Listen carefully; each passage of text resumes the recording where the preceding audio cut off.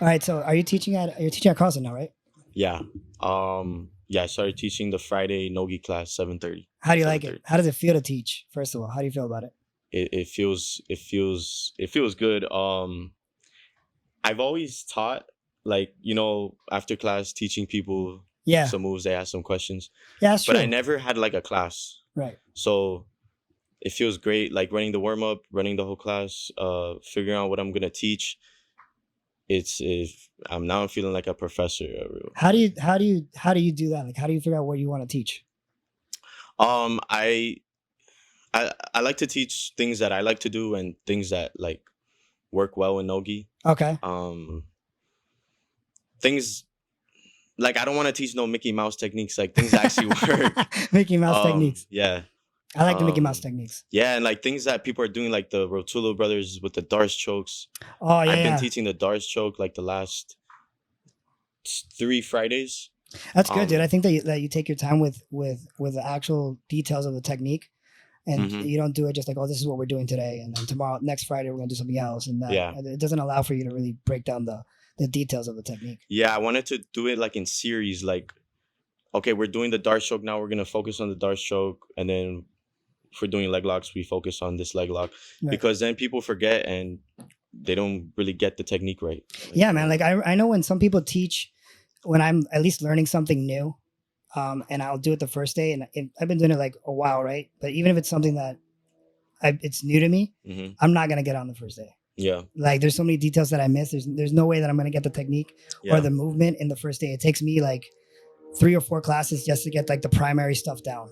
Yeah, and there's so many other like variations you can teach, so you can't put that all in one day. Right. No. Like you need separate days to teach other variations, so they really get that down, because putting too much knowledge in one class, like, they're obviously gonna forget it. And how was that first day teaching?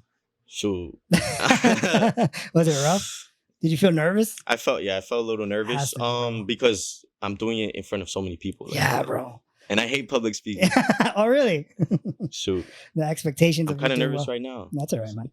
The first 5 guys did, I was super nervous. I was talking like a million miles a minute. Yeah. Yeah, it's okay. That's awesome though that you started this and everything. And thank you for having me on. No, of course, dude. Of course. I had to have you on after all the times you've beaten the shit out of me. I think it merits a conversation about jiu-jitsu.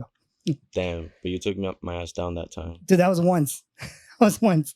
That was a nice. That was once, and then I ended up in some weird ass fucking choke. I didn't even know how you got there. I threw you and I was like, oh yes, and then it was no. No, I didn't remember that part, but oh no, I do. It's okay. Okay, that was a. I wanted to know how, like, when did you start doing judo, and how long have you done it? I started. The thing is that, like, I started judo when I was very young. I started when I was like, I started martial arts when I was very young. So the way that it was that we saw the UFC when I was 3. It's one of like my earliest memories. Wow. I seen the first UFC, and I remember my dad telling me, "Oh, the Brazilian guy in the gi is gonna beat everybody." I don't know if it was pay-per-view or he saw it before and it was like previously recorded. And he was telling me, but he knew that guy was gonna win. And we lived in Puerto Rico, I think, for that time, or maybe we lived here. I don't know, but we lived somewhere where there wasn't really Brazilian jiu-jitsu, so he put me in traditional jiu-jitsu for a while. And from there, I went to Puerto Rico. I moved back to Puerto Rico, and there was no jiu-jitsu there at all. And then he put me in judo, which was like the closest thing. Yeah. And I started competing there. I did that for a while. It's not until I moved back here, when I was 16, that I started like Brazilian jiu-jitsu. I started with like the Valente brothers. Whoa. That was like you started young. I started when I was 16. Yeah. I started really young, but I took a lot of breaks. Like there was one 5-year break that I took that was a long time. So I went from there and I went to a couple different schools. And then, now I'm here. That's awesome. Yeah, that's how I started. You got that self-defense. Actually, yeah, like I got the self-defense, and I'm actually very grateful because I got the self-defense. Because I think there's a lot of schools that don't focus on it or just don't teach it at all. Mm-hmm. They focus on sport, which is fine. That's okay. But I think like at least at that age, young, like I teach a kids class, and I like to teach the kids class the self-defense techniques. Yeah, that's probably what it's important. You know what I mean? What about you? When did you start? I started 2015. January 2015, I was 15. Dude, everybody remembers the month that they started. Of course, bro. Dude, I don't remember the month I started. Really? No, but man. It was so long ago for you. Yes, it was very long ago. No, and like I loved it too. Like I've only taken breaks because like of injuries or Yeah. anything like. I had 2 surgeries, both my knees, bro. Jesus Christ. Jiu-jitsu. Jiu-jitsu is not the gentle art on the knees. Where'd you start? I started at Carlson Gracie, Miami. Oh, so you went from white to black there? Yeah. That's awesome, dude. Yeah, Buiu's white to black. Did you go up the kid system too? Yeah, you had to, right? They threw me with the wolves. They threw me with the dogs. They didn't care. I mean, I wasn't that small. As yeah, that's what I was about to say. You as a 50, you were a tall 15-year-old? I mean, yeah. I mean, I think so. Because I wasn't small. Dude, how was that like? That first day survival. It was good. I've always loved to do like backyard wrestling with my friends. I always loved just grappling. Yeah. And I wanted to do jiu-jitsu. I wanted to start like in 8th grade. I started when I was a sophomore. Okay. I was 15. So, but it's still a good age to start. So they threw you with the wolves at 15. Do you remember your first class? Like how you felt? I'm sure they didn't put you to roll, right? I remember. Did they put you to roll? They didn't. Yeah, I didn't think they would. Buiu really, like for beginners, he wouldn't really put you to roll, which is smart. wise because it's smart, yeah. You don't know what to do. You can maybe hurt someone. Yeah, man, you can and also it might scare the person off. Like if you put them like to roll with somebody, it might scare the person. They might leave and the other guy runs you over. Yeah, you don't want that. But I remember learning this choke. It was some crazy lapel choke, and I was like, I still liked it, but I was like, when am I ever gonna use this shit? Like I would it was just some crazy choke and that I forgot. That was my first class. It was a long time ago too, dude. Yeah. You're trying to survive at that point. Yeah. It was a long time ago. It's probably like a loop choke or something like that because the movement of your hands is like a loop choke. It was some crazy. You use that now? Huh? You use that now? Yeah. That like one thing I want to talk about is like is your style in jiu-jitsu. Like I can say that you're pretty guard heavy, right? You know what? I like the guard, but I think my passing is better. Really? It is better. I don't think I've ever gone against you in guard. I think I've always tried to pass your guard, which is always a miserable experience. I like playing open guard a lot. Yeah. For fun, but I wouldn't say my guard it's not my specialty at all. Like, oh, great. So you kick my ass with not your specialty. I'd rather be on top all day. Yeah, for sure. But you have a good like single leg X and X guard. Yeah. That's your shit. Yeah. Like training with Sebastian, Serpa from Outer Heaven. Oh yeah, Outer Heaven, right? All of them. The Mahecha brothers, Brian, Kevin. Dude, that school has a good room. Little Nikki. Yeah. Yeah, that was really good training. And you started with them like in the garage, right? In Brian's garage. And those, dude, I'd seen like the clips of you guys rolling, and it looks pretty high level. That was amazing training. Yeah. Outer Heaven. It started in the garage. They have their own gym now, and yeah, we would train in the garage. It was bojada. It was like balls to the wall. Like, is it still like that? Yeah. Super. Yeah, it's amazing training. It's competition training. It's real competition training. I've heard good things. I've never gone, but I've heard good things. Yeah, we should go for sure. Open mat Sunday. They have their own gym now, but I think my game really elevated there. Didn't you come up with Sebastian though? Yeah, me and him. He was like my main. Because he was crossing, right? He was in crossing. It was crazy, man. He used to kick. Because when I started, he was 13. I was 15. I remember the first time rolling with him. I got so like sad. My morale was devastated. Like, dude, I love your expression. You're like, oh, it hurts. Because this little 8th grader was kicking my ass, tapping me out 10 times, 15 times. Yeah, you do that to people now. And now I get to do it. Yeah, now you get to do it. I received it, so someone else needs to receive it. Isn't that like the beautiful thing about jiu-jitsu is like the only way to get better is by getting your ass kicked like that. Mm-hmm. Like there's no way to really get better if you don't have like high level partners. Yep.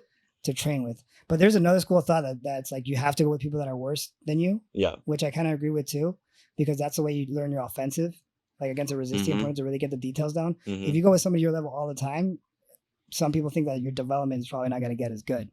Yeah, because you need to train the techniques too. You need to do it on someone like a little worse than you or your same skills, so you can actually do it. You have the chance to do it. Yeah, you start with the white belts and you work your way up. Yeah, but he was my main training partner. We would train me like he Yeah, he was my main training partner, Carlson Gracie. He's the one that really like my game really elevated with him. And then you like, so you trained with him through. Well, he was also in the adult program at 8th grade. He was an 8th grader. Yeah, but he was in the adult program already. I think he was in the teens, but okay, but at some point he was doing both. You know how they start transitioning to the adult. Was doing that too. Yeah, was doing that too. He was a green belt. Okay, yeah. You see little ass green belt. You see those a lot now, and that's probably the best thing to do is like have that ability to put those kids on both programs, because at that point, like if you get somebody like Amado, or you get somebody like Juan Diego, or you get somebody like you, or you get somebody like Sebastian, there's got to be a transitionary point, and you don't want to just take them out of the kids class and throw them into the adults. I mean, the teens. And throw them into adults. You want to kind of like ease them in, not throw them to the wolves like Dude, they did. But they come out. There's some teens there that came. I don't think they're there anymore. But they were two brothers that would go to all classes, and they were in the kids class, and they went to like, they also wrestled, I think. I don't remember their name, but I think their last name was Lopez. I don't remember. It was a while ago? No, it wasn't that while ago. I think they took a break to wrestle. Oh, okay. But they come in like with heavy pressure, like like something to prove. Yeah. And you go with them, it's like, oh, there's a lot of weight here. Yeah. Yeah, they come in hard, man. It's crazy the level of the kids and teens these days. I went to Jiu-Jitsu World League like a month ago. Yeah, to coach, right? Yeah, to coach, and it was crazy. These kids are getting so good. Even the gray belts, like, it's crazy to see them do the moves they do and to see how it's evolving. Like, I think that's the best thing about jiu-jitsu, seeing those kids that are one of like, not the best thing, but like a really cool thing about jiu-jitsu is that it's seeing these kids that have been doing it since they're 6 or whatever, or like let's say 4. Let's say they start really young, and then they go up to 13, 14, and they're already like kind of a black belt technical level. Yeah. You know what I mean? That was kind of with Sebastian, because he started like at 7 or 8, and he was training for years when I met him. And dude, some kids don't like. There's kids that they enjoy doing jiu-jitsu and they'll stay with jiu-jitsu, but it's very rare, man. Like kids will jump around. Like I played soccer for a little bit, and I played in other sports, but then you come back if you really love it. But people that stay consistent really develop over time. That's what you did, isn't it? Yeah. Well, starting at 15, I stayed as consistent as I could. I only took breaks when I got injuries. Right. But did you play any other sports? I played before jiu-jitsu. I did football, which wasn't American football. Yeah, and I was a linebacker. What? I was so small. It was crazy. I don't know why I did that. I was trying to force something that wasn't. Yeah, it wasn't for you. I loved playing it, like backyard football, but like I was way too small. Yeah. Way too small. You son of a bitch. You're fucking like 6 what? Well, I was small back then, man. Oh, really? I had a growth spurt, yeah. Apparently. I was. So so you started when you played American football, but did you stop training jiu-jitsu at that point, or you would still go train jiu-jitsu at the same time? It was before jiu-jitsu. Oh, okay. So it was so I started at the summer before freshman year, 9th grade. I started playing Little League. Right. And then I think I played for the spring season. Okay. Football, and then I stopped because you didn't want to do it. Because then sophomore year I started jiu-jitsu. Yeah, I just didn't. I was too small for that, and then I found jiu-jitsu. Yeah, they would have done. I wish I started wrestling. Did you wrestle? Year. I wrestled my senior year of high school. How'd you do there? And I loved it. I was liking it more than jiu-jitsu. Yeah. At a certain point. How'd you do? Like, in the beginning, I was so trash. I was doing jiu-jitsu moves. Like I did like tornado guard on someone because. Like my back would be on, like if your back is on the mat, you lose in wrestling, but it would be on the mat for just a second. So I found ways to use jiu-jitsu in wrestling, but. Where'd you go to high school? Coral Reef. Oh, okay. That's them. And did they have a good wrestling team? We weren't good as a team, but we had some good guys. Oh, okay. Yeah. So you had good like record and stuff.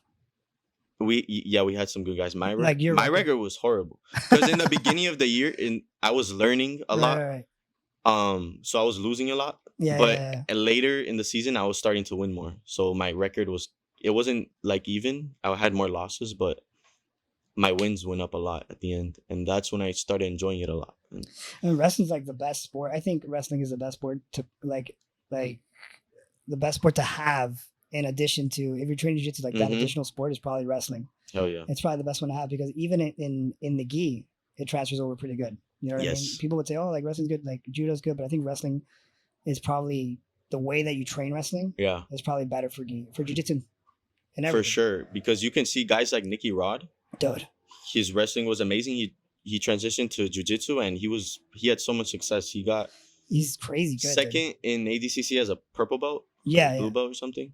Yeah. I don't remember. Just got his purple belt. I don't know, but he was a savage, dude. Like I think he qualified when he was a blue belt. I don't remember, but I think that he qualified as a blue belt. The cardio, the toughness, your base, like. Yeah, but then also there's people that have like your type of style. It's a relaxed type of style, or at least you're taking it easy on me and the people that you roll with. But that your style is very relaxed. Like there's points because I get tired quick. My cardio is horrible. I try to save. No, that's what I was trying to get to. Like there's points that you're going light, but then if you get kind of close to passing, I'm in. Then all of a sudden you pop open.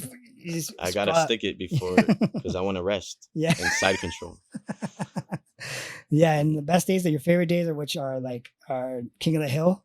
Oh, I love King of the Hill. That's right. Like if you miss a couple of days, the days that you won't miss is King of the Hill days. Yeah, you just stay in the middle. I remember you going to jiu-jitsu and I would only go that day, and you would say, you love King of the Hill. Dude, that was the day it was fun. Like I love it. King of the Hill is fun. It is, and especially if it's like guard.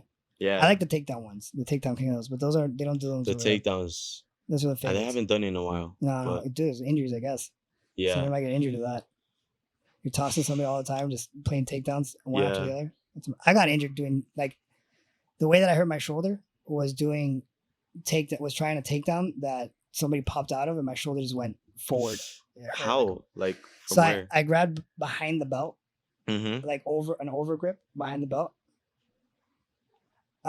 And so I grabbed over the belt, and when I grabbed over the belt, I went to throw like an uchimata. You know that throw? Yeah. So when I went to throw the uchimata, the person went back with his like postured up, and my shoulders stayed while my body was falling to the floor. Oh, okay. You get what I'm saying? But how did you guys fall? Like I fell, he didn't. Oh, you fell. I fell and he didn't. So what I did was when I went for the uchimata, I kind of like didn't set up the throw. I didn't break his posture enough because you need to break his posture in order to get the throw. It's hard to get that move. And I think that the guy was too tall for me to be getting the over grip. I probably overestimated because you can't I can't get an over grip on you. Because you're too tall, and like that opens up for me to lose my balance. I'm reaching too much. So this guy, I think he was a little taller than me, and I grabbed behind his back, and he kind of knew that was a throw I was gonna go for. And when I went for it, he just postured up and put his hip in. And I went face forward, trying to hold the grip to bring him down with me. And my shoulder just went. It did something rip? Yeah, I felt something rip. I have never gotten it checked, but I felt something rip. And that night I had like a fever, and I was like, shit. Damn, you got a fever from this? I don't know if it was from that, but I for sure had a fever. Like Bianca was like, dude, are you okay? You're sweating. You have a fever. Man, I'm fine. Because I was thinking, dude, if I go and get surgery. Yeah, then I went to, because it was King of the Hill. So Wednesday is King of the Hill, and then Thursday is Nogi. So I went to Nogi that day, and I was trying to get an underhook. And my shoulder wouldn't go up, and I told Peter, I can't train. Like it wasn't hurting though. Like it was hurting, and you still went. I still went because I wanted normal jiu-jitsu practice. I was like, I'll take it light. Yeah, you know what I mean. I'll take it light. But as soon as I went for like an underhook, it was bad. So I had to sit out, and that's the worst thing about jiu-jitsu is getting injuries, and you have to sit out for a while. Because dude, you suck for like a good 2 weeks. You suck. Yeah. I mean, what happened with your knee? I imagine. Yeah, it sucked. How long were you out for? Like 5 months, 6 months, but it was the meniscus. So is that better? What does that mean? It's like the cartilage, between your thigh bone. Your thigh bone? Yeah, your thigh bone, and then I forgot the name of this bone, but this is the femur, I think. The femur. This is us being doctors. We know what we're talking about here. Yeah. And it absorbs shock. Like it's How did it happen? So my knee went my leg went to like this position, you know, and then like the person put pressure, and then it did a bucket handle tear. So I couldn't straighten out my leg because it flipped under my thigh bone, the cartilage. So it had to stay in the position that the person landed on it? It had to stay? Like you said it was like... Yeah, it was like this, and then they put pressure and it popped. And then you couldn't put it straight? I couldn't put it straight. Jesus. And then I needed surgery like a week after, a couple of days after. So you were out for 5 months? I was out for 5 months. What did you do like during that injury period? Man, did you do anything like? Did you think about how to like? Because my mind goes crazy when I get injured, or I'm out for a little. Like, how can I at least do something to get better, like, or not lose what I'm doing? Is there anything that you did specifically for that? I went to like physical therapy. Yeah. Like a lot of home exercises. I was in high school during that time, and I mean it sucked. Yeah. You on crutches? It was right when I got my blue belt too, so I couldn't even roll. No, you just quit. That was the blue belt quits. The blue belt blues. You quit. Yeah. You quit for a while. But yeah, but no, that's when I really liked it because I came back. Yeah, man. But yeah, it sucked. I just was doing some physical therapy. And you came back. Yeah, and then I came back. Did you compete a lot when you were coming up the ranks? I don't want to say I competed so much, but the most I competed, the belts that I most competed in was blue and purple. I think purple the most. Purple's a tough one. Yeah. Purple was my favorite. Yeah? Yeah, because I think I had the most success, and I felt good. Like it was a fun belt. It was a fun belt. Purple is always like a fun belt for some reason. Yeah. Like I remember my purple one, it's a fun belt because I feel like you feel like you're in that midpoint. Mm-hmm. That you're not in like the initial belts, the white or the blue. You don't completely suck. But you're not great, but you know you're almost there. Like yeah. You're almost to getting good or whatever. It's like the fun. It's like when you're at that level that you're like, I'm okay, and you're starting to create stuff. Yes. Like developing your own game. Right. You're starting to like understand like putting these points together, like putting moves together, mm-hmm. like being creative and stuff. And it's like that's what the belt that I stopped caring about belts. Like when I got to purple, I was like, yes. I don't even care about belts anymore. I just want to get better at this. Yes. Because blue, to be honest, dude, I wanted that blue belt so bad. Me too. I was like, dude, I want to get out of this white belt. Happy. I got the blue belt, I was super happy. And then when I got the purple, I was like, oh shit. Like this is like, serious. Now I'm a serious like type of guy. But after that, I was like, I don't care about the belt. I just want to get better. Yeah. And it took me, I don't know. You were a brown belt for a year, bro. I was so quick. Yeah, but you deserved it. I didn't expect. I did. I did not expect. I knew it was coming when the spell ceremony. I'm like, I know Gabriel was gonna get. Really, I was so surprised, dude, man. Bro, I didn't want it. Like, no, I loved receiving. I get what it. you was mean, amazing, but you felt like I felt like I needed more competition experience. Yeah. I think I only competed twice in brown belt. You had it for like a year, and then you went straight to black. Yeah. Yeah, but you deserved that. That black belt, you deserved that black belt, man. That was like, if somebody was gonna get it that day. It was you deserved it, and Samoa deserved it too. Samoa, yeah, he deserved it. I don't remember the other black belts, but I'm sure there were other ones that deserved it as well. Sergio deserved it too. So much. Yeah, Marcia, that's true. Yeah, Sergio, Marcia, Samoa, and I. Yeah, everybody deserved it there. Everybody deserved it. That was a good day. Yeah, man. I've seen you roll with Sergio. Was it you? I think it was you that went with Sergio, and that was like he's a bad boy. That was a hectic round. Sergio is one of the toughest Samoa. And he's got good judo too. He has what? He has good judo. Oh yeah, he does. And he started doing the judo. Like he didn't start training judo anywhere. He started like developing it himself. Oh yeah. Yeah, because I would talk to him about it, and it's not like he went. Like I think he would watch stuff and like try to incorporate it in his game. And I think I caught him once, and then after that, he was like, "This motherfucker's not gonna catch me anymore." And I didn't. I don't think I caught him anymore. But he has like these strong ass fucking grips. Like usually I can break grips pretty easily. Yeah. But his are just so tight. They're so hard to break. He has like a bread and butter. He does like he gets the collar, the sleeve, and then he trips you. Yeah, he has good foot sweeps. Yes. I think it's called Sasai, like that specific sweep, because there's one that you do like that one. The Ashiwasa, which is one that's more like foot based, and there's one that's like, well, you move the body in both. But what I'm saying is like the movement of the foot is more when it's the Ashiwasa, and Sasai is more of like you kind of place the foot and then you pull the guy on top of the foot, and that one's more like depending on the movement of the body. Yeah. And that's the one that he hits. Yeah, he loves that one. He hits that like nothing. Bro, you gotta show me some judo moves. Whenever you want, bro. I like the one in Nogi where you pull the head and then you trip them. Yeah, like you foot sweep them. That's a I love the foot sweep. Those foot sweeps are great, man. But you get like when you're learning them, you're gonna kick the shit out of a couple people. Yeah. You're gonna leave some bruises on some legs. You're gonna hear some like slaps, like hard slaps. You have to like. I mean, you don't really have. You have to catch the timing of the foot right before. To sweep them off the. Yeah. Okay. So like, what people do is they see the foot and they go to sweep it, right? Yeah. Like, it's on the floor. They see the foot's forward and they go, okay, I'm gonna sweep the foot. But that's not really the way to do it. The way to do it is like when they're transferring all the weight from the back leg to the front leg, right before the foot hits. Oh. You take it from that. You get what I'm saying? Yes, because if not, all the weight is on the foot, and it's gonna feel like solid. Right, and the way that you practice it is in motion, like in a straight line. You walk with the person forward, and you catch the timing of the foot right before it hits, and then you start sweeping the leg, and you do like a car motion, right? Yes. And you do that, and that's once you get that sweep, and you also do it like skipping sideways because you can catch it when you're both skipping sideways. Oh, that's why I see judo, like when they drill it, they do that, right? Yeah. Yeah, to get that timing. Yeah, you get that timing like that. That's how you do it. They drill like that hours and hours and hours, and you can catch it. You'll get the timing. There's people that, my dad was really good at that sweep. My dad was really good at the Ashiwasa, and they used to call him like sticky feet because he would catch everybody with that. Damn. Yeah, it's just timing. Wait, what's your favorite judo? Throw? Taiotoshi is my favorite throw. I don't know those words. It's like the one that I grab the arm and I stick the foot out, and you trip over the foot as I rotate you. It's okay. So I don't know how to imagine that. It's kind of like do you know like what a harai goshi is? Nah. Okay. I know sayonagi. Okay. And uchimata. Okay, so you know uchimata? Yeah. Okay, so take the foot, instead of going between the legs, imagine it going on the outside of the two legs and placing it stable onto the ground. Okay. You get what I'm saying? Yeah. So like you're not lifting that leg to sweep. You're just leaving it there really extended to throw that person over that leg. Okay. So that one's my favorite because I think you can catch that on tall and small people. Like it doesn't matter how you can catch them. I love those are the best ones. Moves like that. Those are the best ones. Because seonagi, tall guys can hit it, but they're better for smaller guys because you can get under their hips a lot easier. Right. And uchimata is a big guy throw. Like I can't do, you can do uchimata as a small guy. There's guys that do it. Yeah. But it's a big guy throw because it's like the over grip. Yeah. And then you kind of have to bring that guy up a little bit and get your hips under him.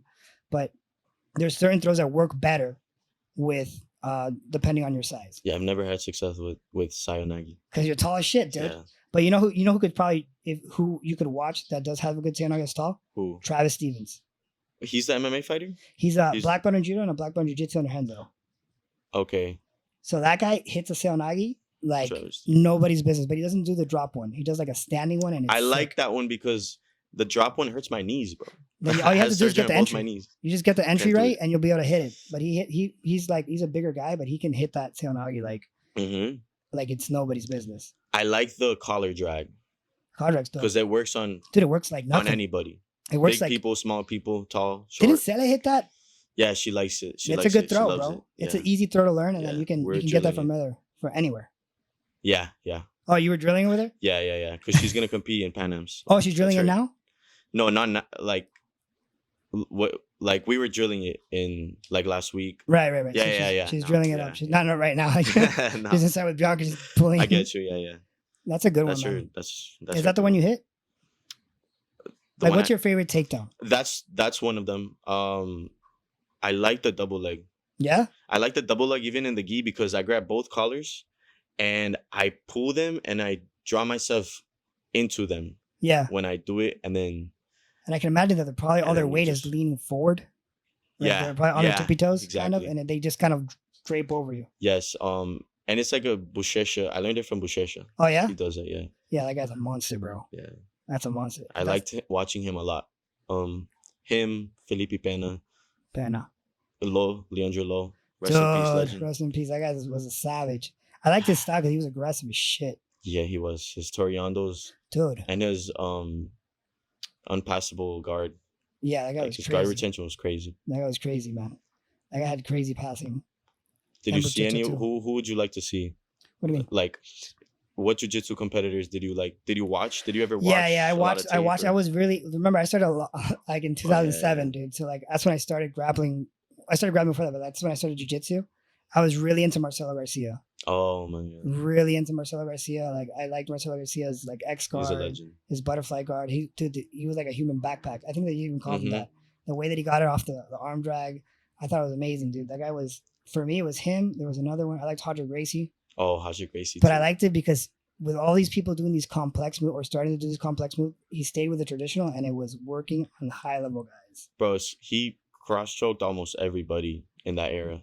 Dude, think about how crazy that is. Yeah. High level guy. You're facing a high level guy, and you're catching them with a cross choke.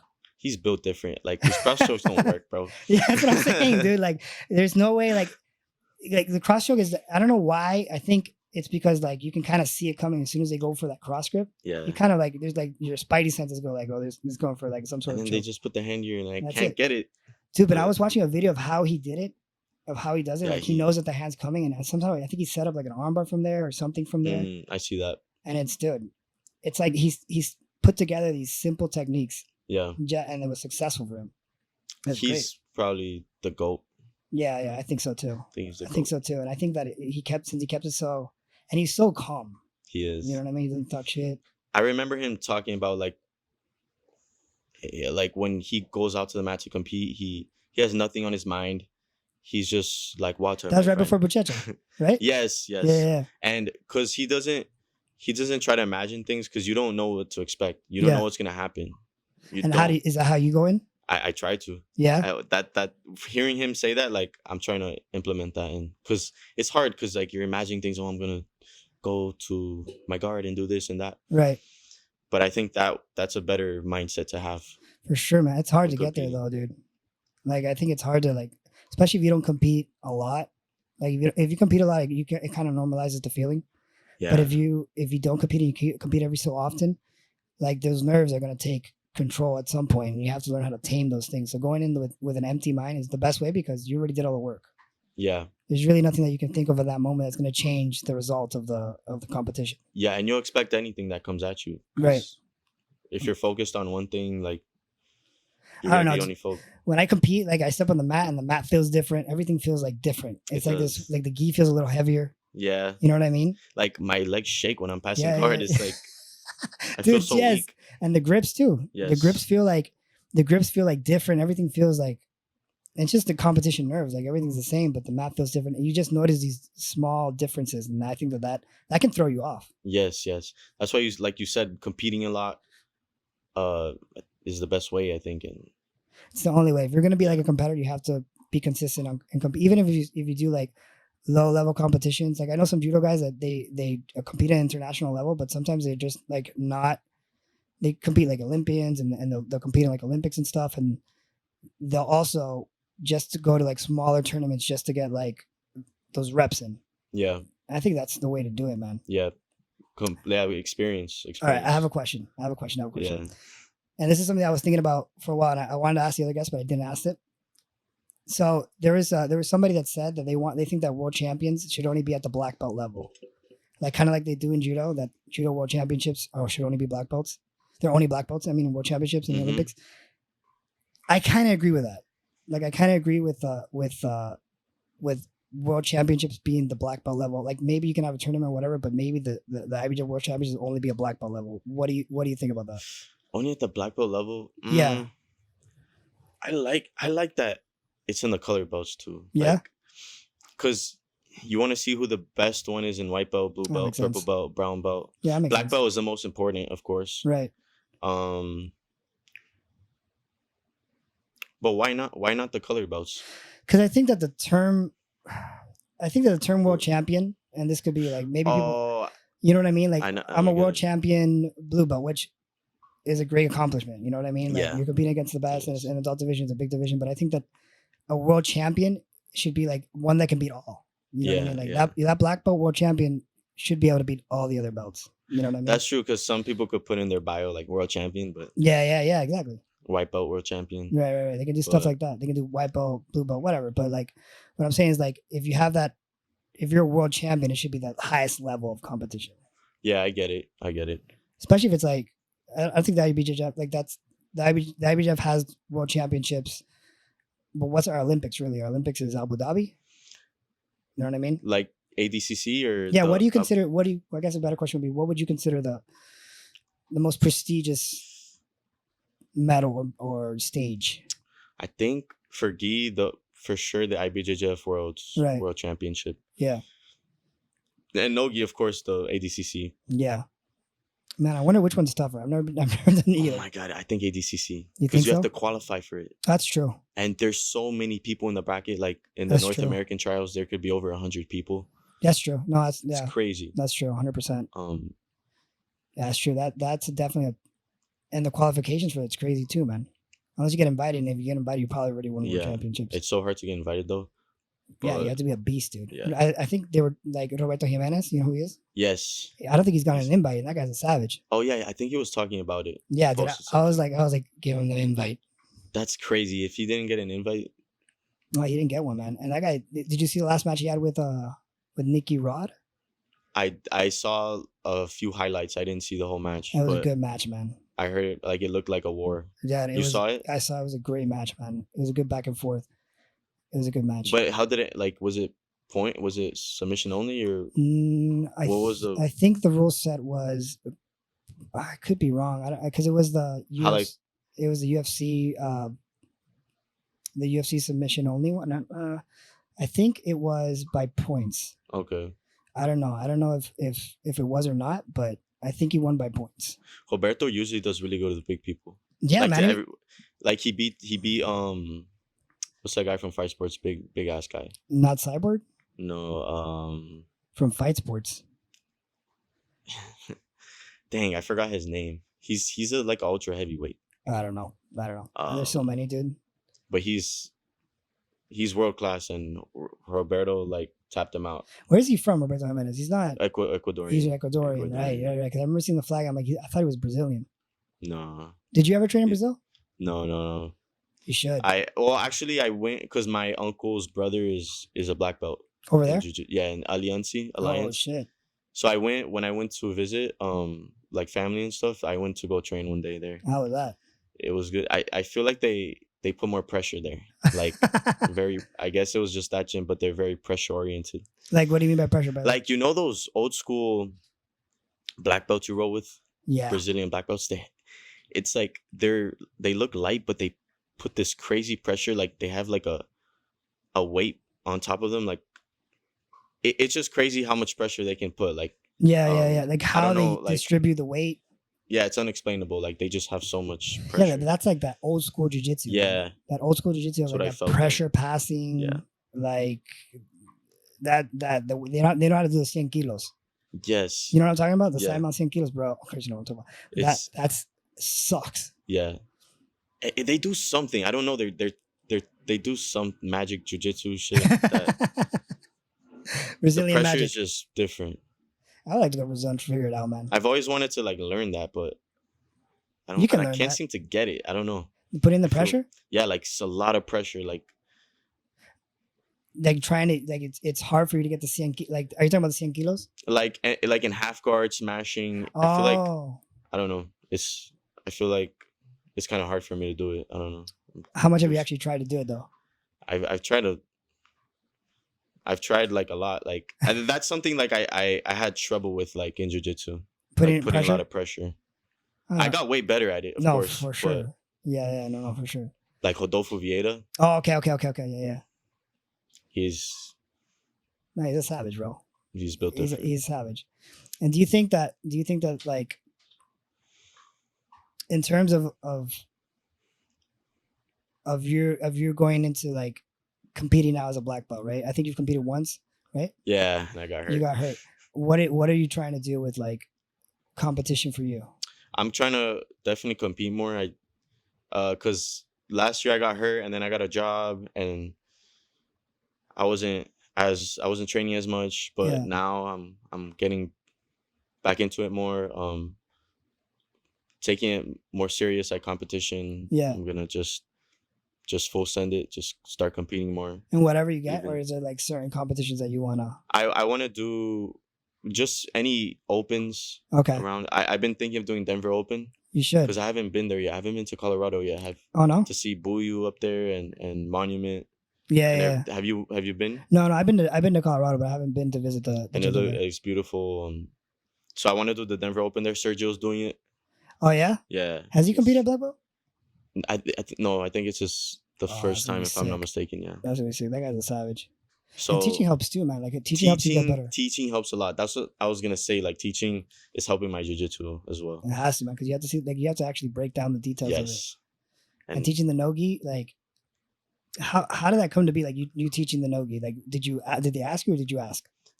I offered myself. That's good. Yeah. And they're like, yeah, because I wanted to start teaching. That's a good place to start teaching. And there was a position available, and yeah, I wanted to start teaching, and that position came up, and that's a good way to start teaching. I offered myself, yeah. The students are lucky, bro. You're a good teacher. I appreciate that. It's helping me a lot, and I love it. I love teaching. So you like it? Do you get frustrated? Teaching, yeah. Well, yeah, sometimes because I wanna. I don't express it in the best way sometimes. I'm still like learning to teach better dude. because teaching is an art. Yeah, you have to yeah, work at it. Yeah, man. So it's in my head, like, but I can't express it. Right, but I'm practicing. The more I do it, the better. 100%. Dude, I teach kids and like I teach kids and I have like 1 or 2 adults that I teach. But it's the thing is that I think that you know what you want to say and you kind of know how to do it, but breaking down the detail of how to do it is like it's pretty tough, man. Yeah. Because for you, it's like how do you not understand? But sometimes their bodies don't even move that way. Yeah. You know what I'm saying? Yes, because there's some things that you have to really break it down because some things you assume that they would know, but they don't. Right. It's like someone who doesn't know how to tie their shoes. You know how to tie the shoes. Right. You might skip some steps because it's so yeah. But so breaking it down, what's the best? How is it? How can I teach it the best way for this complete beginner? And it's not just teaching for like a complete beginner. You're teaching it to like a bunch of other people at the same time. Yeah. You know, it's really good. Peter's really good at that. Like Peter's really good at teaching large classes and breaking down the details in a way that it's understandable to everybody. Obviously, you have to go in and like walk around and correct certain details. But his way of teaching whatever submission he's teaching, he's able to teach it in a way that's everybody understands it. And of course, you have to fix certain things, but it's a pretty large class over there when he teaches. Yeah, it's like what, 50, 60 huge people? Class. Yeah, especially when Buiu's around. Yeah, everybody comes out of the woodwork. Yeah, it was so many people. Like last week, Tuesday, and they're barely spaced to roll. Oh my god, it's like we in the whole mat. Like when we were running, doing the warm up, it's like there was no space. Like everyone was like side to side. Some people were walking. Yeah, it's compact. It was crazy. Yeah, those rolls are when it's a room's packed like that. Those rolls are. It's hard because you have to be like watching for everybody and all like that. But he does a really good job of breaking down those techniques. Yeah, he does. And the thing is that he's been doing it for a year, right? Yeah, so he got better. No, dude, he's been doing it for more than a year. He's been doing it for a while, but like to get to the level that he's able to give out that message to such a large group of people, it takes time, man. Yeah. Like when I started teaching, I was teaching kids and it was difficult to teach kids to keep their attention, but like certain body movements, it's just, I don't know if they don't understand it or it's just like the way that I'm explaining it or their body doesn't move that way or all three of them. So I don't know how you do it, kids. Damn. They're good kids, man. But I also do like an early start, which is mostly games.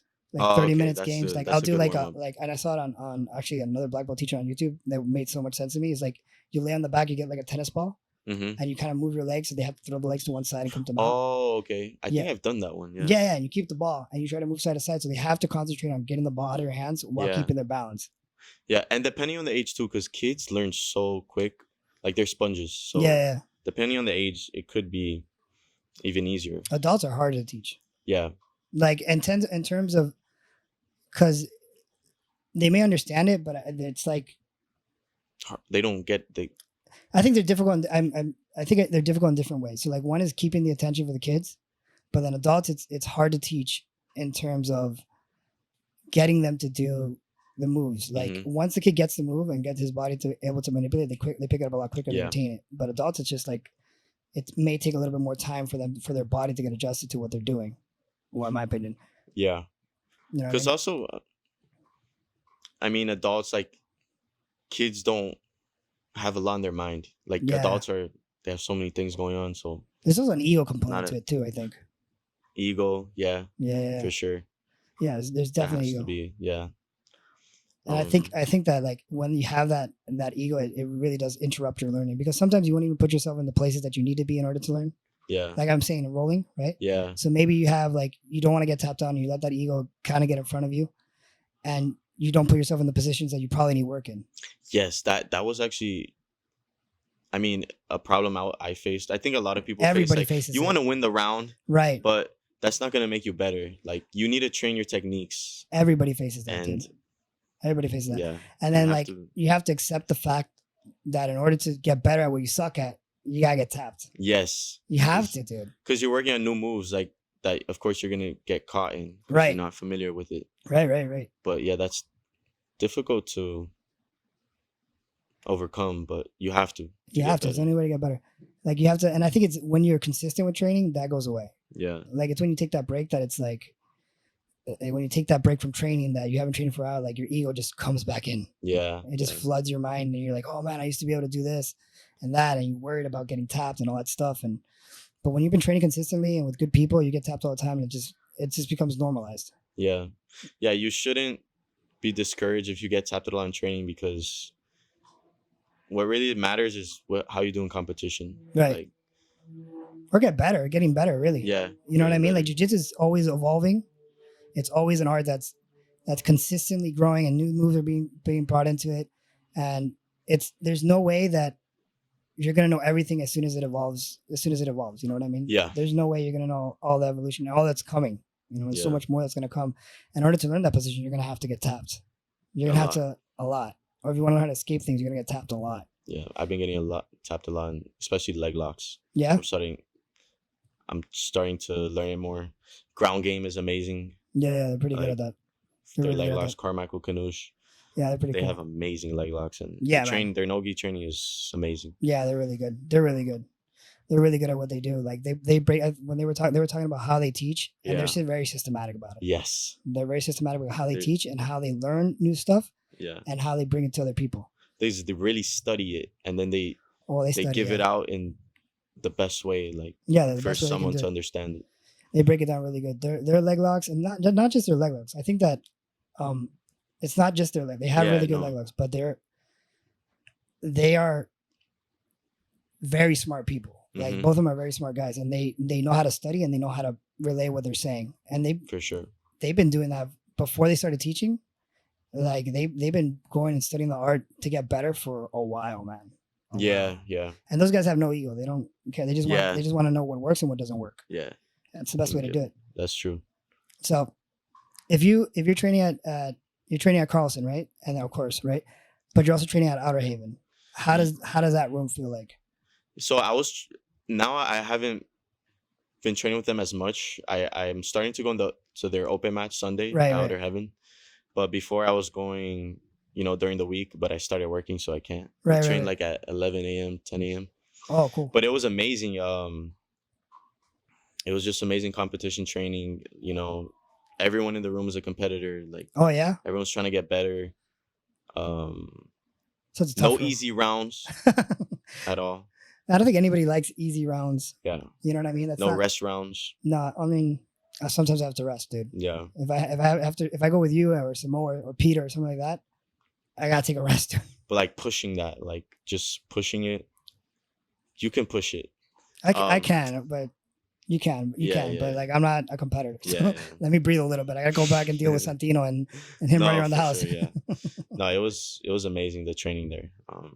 So what do you think about? I think they have the best spider lasso. They have the best spider lasso. Oh, that makes sense though. Isn't that like my spider lasso passing got way better? Yeah. Yeah. Dude, I don't think you've ever put me in the position where you had to pass. I think I've always been in your guard. In my guard. Yeah. Because you're always taking me down. I think I took you down once, and maybe we stumbled a couple of times after that, but or I pull guard on you. And then that's where I get like you're like very single, like X oriented. Because I feel like it's the easiest place to sweep. But that's great for leg locks. Yeah. That's great for leg locks. So that's like if you get really into leg locks, it's gonna be like you're gonna be catching everybody with that. Yeah. For sure, man. Toe holds, knee bars.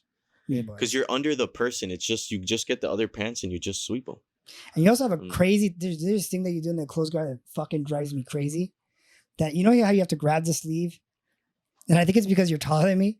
But you know how you have to grab the sleeve to start passing. Like grab your legs. You do this. You put your hand back. Oh here. yeah, I'm there, and I'm just exposing my hand. Yeah, give me that arm. I fucking hate that you do that shit. You just go and you'll wait. And you just sit there, straight chilling. Just like you're relaxing now. You're just like I fucking hate that shit. It's You made me to frustrate you. Like to make you make a mistake. How am I supposed to get that arm? I can't pass that way. Extend yourself. See what happens. I know what happens. It's never fun.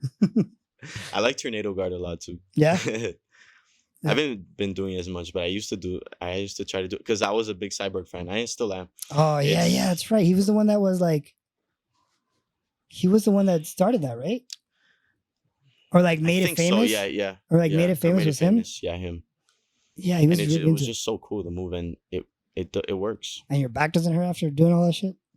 That's, I think, why I stopped doing it so much, because it's being inverted like that takes a toll sometimes. Yeah.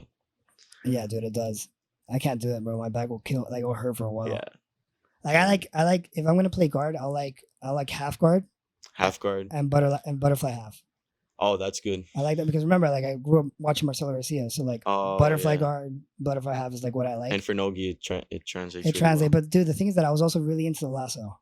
The lasso, the lasso is amazing. Like for gi, it's great. It is. It's great control. It's easy to recover when they're passing. Like it's easy to get back into the position that you can be really lazy in that guard. Well, you know what I mean. Yeah. You know what I mean. There's a lot of control. Active. Right. It's not like I guess you would call it like a spider guard would be more an active guard. What would you think is a more?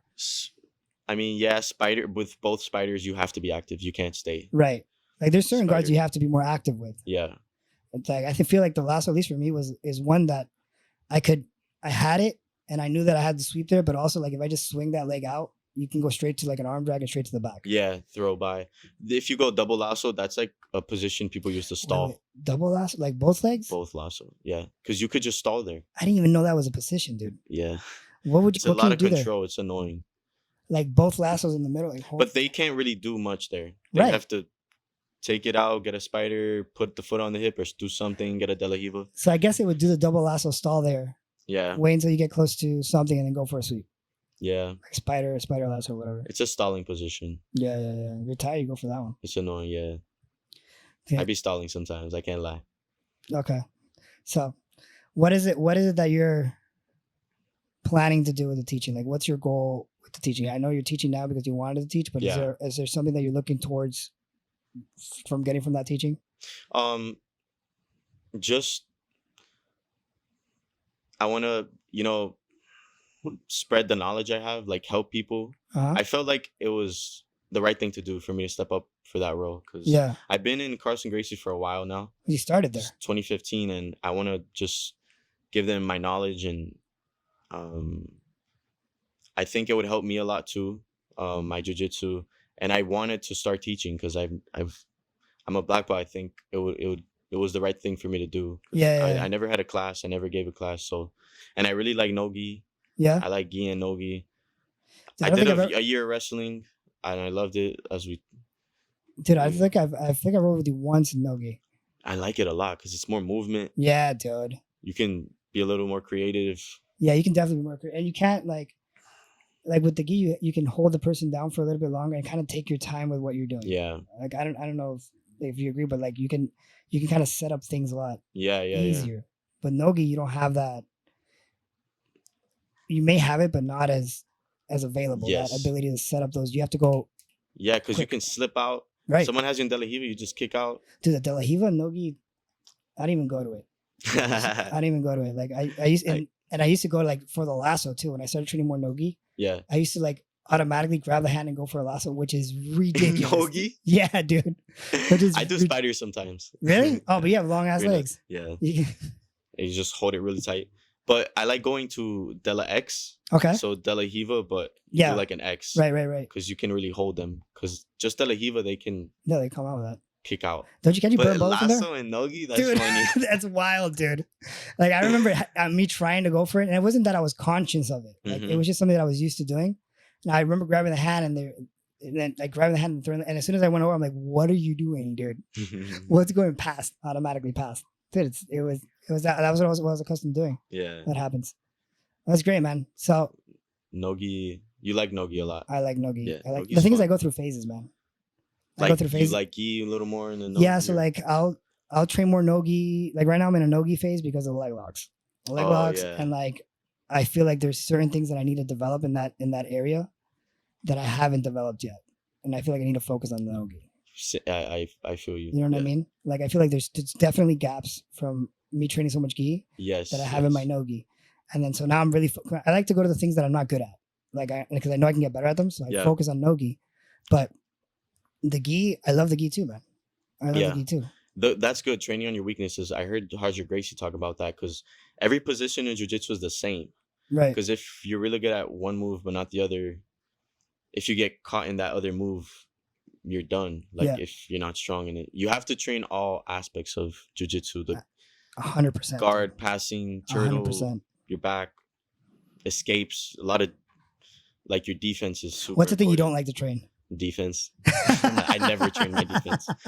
Like if someone has my back or me under someone's side control. You wouldn't like to do a situation with back where they start off your back? I wouldn't like to, but I know it would be very good. Of course, yeah, but like I'm just saying, it's just so uncomfortable. Like I hate it. Like, get off them. Yeah, you have to train it, but like I get like in this like the initial moments, like I want to be the one attacking. Yes. Yeah, I get you. Feels so good just being on someone's back, getting that bow and arrow. Oh, dude. Getting stuck in a bow and arrow is not just bad because you're obviously gonna tap it. It's you look like shit. You're like all stretched out. You're like, I can't breathe. Yeah, it's the worst. Yeah, it's the worst. All right, man. Is there anything you want to say before we get out of here? Man. Well, just thank you again for of course, man, getting me on the show, man. I wish you so much success. We appreciate everything. It's I feel like I'm on the Joe Rogan podcast. No, I ain't close, awesome, dude. Man. We're working with it. Yeah, man. Just shout out to Outer Heaven, Carlson Gracie. Cool, man. Check out Outer Heaven, man. Definitely Fort Lauderdale. It's really good training up there, and anyone's welcome to come by to my Friday Nogi class, 7:30 p.m. Dude, I want to go to that one. But I teach at that time. Oh yeah, you told me. Yeah, so, but I'll probably swing by for like a roll or something. Yeah. All right, man. No, man. Good. Thank you, man. Of course. It was great. Damn. I felt